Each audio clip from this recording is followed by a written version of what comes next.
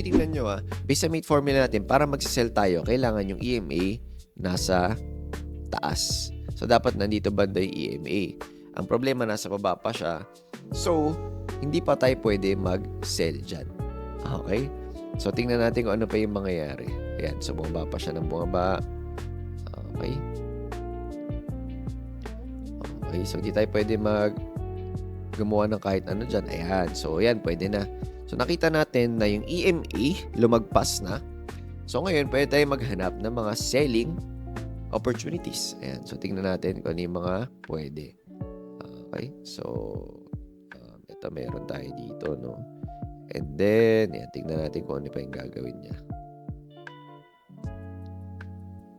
Ayan. Okay. So, wait lang tayo ng candlestick confirmation. Ayan.